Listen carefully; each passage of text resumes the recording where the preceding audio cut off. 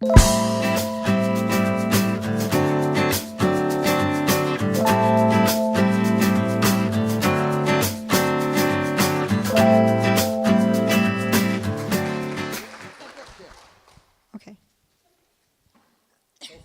Thank you. Good evening. I'd just like to say it's a huge honor to be here tonight and listen to so many inspirational women speakers and to be here to share my story. So, hello, my name is Emily, and I still don't know what I want to be when I grow up. Quite a nice carry on from Eleanor's presentation. So anyone else kind of feel the same way? Don't really know what they're going to be? Okay, good. That makes me feel better. So I thought this whole adulting thing would mean that I had it all figured out, but it really appears not. You already heard a bit about me, but I love electric vehicles, especially Teslas. I love rockets and fire, because who doesn't? And I also ride horses. Having just finished my electrical engineering degree at the University of Auckland, I am super lucky enough to be now working at Rocket Lab, which has been really awesome. So I work across the software and propulsion teams. So my job is to develop software to better improve our automation and data analysis for the testing of rocket engines. I love my team, I love my job, and just this, to be there for that launch with the people who made that happen was incredible. But I'm not here today to talk to you about Rocket Lab. I'm here today to share my story of how I ended up in a job that I never would have believed I would have when I was a kid.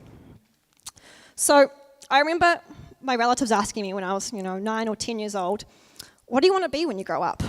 So common theme here. And for a 9-year-old, that's a pretty tough question to answer. So I started thinking, I was like, do I want to be a police officer or a doctor or a forensic anthropologist? Because that looks kind of cool on TV. I mean, these were the only jobs that I really knew about. I didn't know what engineering or software development was.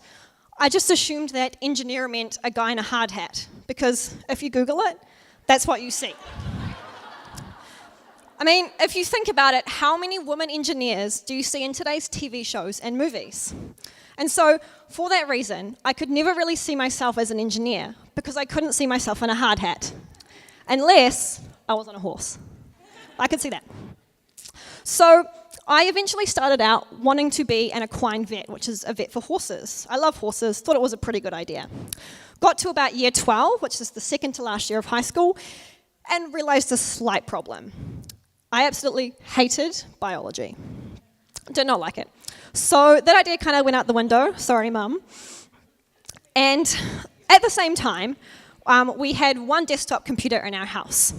And this computer, we were very lucky that it had the game The Sims installed. Now, I have 2 older sisters, so you can imagine the kind of fights that broke out over who got to play next. But we were super obsessed with this game. We would do custom mods, we would add custom content, we even entered our Sims into online modeling competitions. We were that level. So this is really where my interest in computers began. So I decided, try the computer thing. So I enrolled in a Bachelor of Technology in IT at the University of Auckland, despite knowing literally nothing about what a career in computers was, or even what programming even involved. So I started that off, and then suddenly I discovered mechatronics engineering. And I realized Iron Man is a mechatronics engineer. I could be Iron Woman. So with Equine Vet scratched off the list. Information technology can't be Iron Man, sorry. So I decided, of course, to switch to mechatronics engineering, which, again, I put no real thought into. Wasn't my smartest move. I loved the electrical and software sides of it, but I didn't really like the mechanical side so much. So, a long story short, I ended up switching to electrical engineering.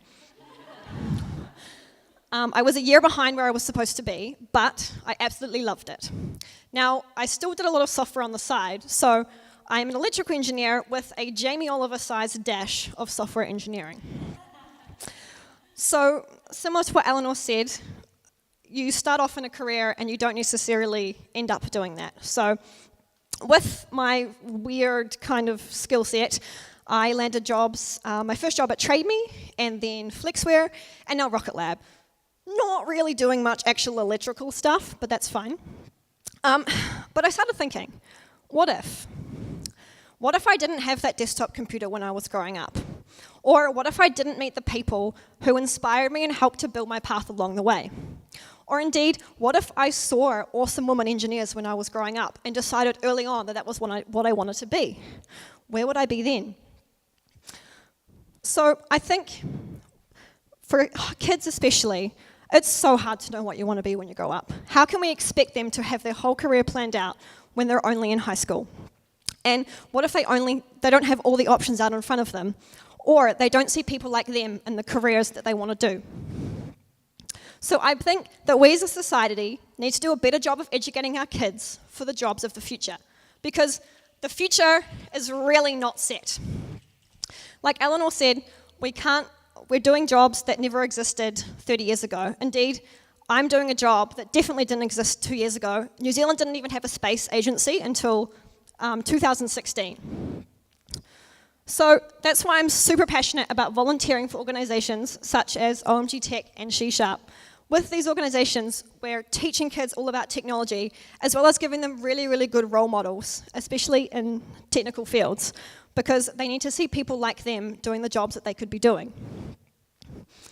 Now, I'm not saying that everyone has to get a tech job. We obviously still need doctors. All I'm saying is that kids should have the opportunity to explore technical fields and make that decision for themselves. It should not be left up to luck or their circumstances as to whether they go into a technical field or not. So when I was a kid, thinking back, it's hard to believe that I'm an adult now, I remember thinking that adults, they had it all figured out. They had my dad was a banker, it was all sorted, they had their life far ahead of them. But in actuality, similar to what other people have said, we don't have a clear-cut career path in front of us. And even if we think we do, there's plenty of detours and roadblocks along the way. So I really encourage you to share your stories, especially with the kids of today, about how you ended up in the job where you are, and how you probably, as a teenager, never expected to be there. So I want you to think about, it's okay to not know what you want to be when you grow up. And it's okay to not take a conventional path to get there. There's going to be plenty of twists and turns along the way.